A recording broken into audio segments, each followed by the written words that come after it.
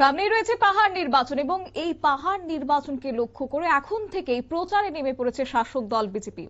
28 মনু বনকুল শিলাচুরি স্বশাসিত জেলা পরিষদের নির্বাচনকেও সামনে রেখে বিজেপি দলের রাজ্য সদর দফতর থেকে দায়িত্ব পেয়ে পূর্ব ত্রিপুরা আসনের প্রাক্তন সাংসদ রেবতী ত্রিপুরা বর্তমান এমডিসি কংজং মগকে নিয়ে আজ বিকেল নাগাদে উত্তর বিজয়পুর এডিসি ভিলেজ এলাকায় উত্তর বিজয়পুর জেবি স্কুল মাঠে দলীয় কর্মীদের নিয়ে এক সভার আয়োজন করা হয়।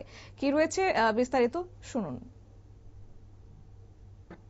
দাঁড়িয়ে আছি এখানে আমাদের পার্টির যিনি এমডিসি এই এলাকা আমাদের কংজং মগ ওনার ফান্ড থেকে আমাদের যারা এখানে মহিলারা তাদের জন্য কিছু শীত বস্ত্র এবং কিছু পরিধানের জন্য পাঁচরা লুঙ্গি এগুলি বিতরণ করা হবে।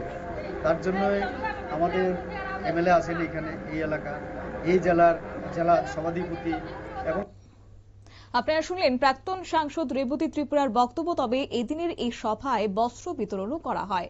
এই সভায় উপস্থিত ছিলেন 39 মনু বনকুল বিধানসভা কেন্দ্রের বিধায়ক মাইলাফ্রু মগ, এছাড়াও 39 মনু বনকুল মন্ডলের মন্ডল সভাপতি বিপুল ভৌমিক সহ দক্ষিণ জেলার জেলা সভাধিপতি দীপক দত্ত, এছাড়াও ছিল আরো অন্যান্য নেতৃত্বরা।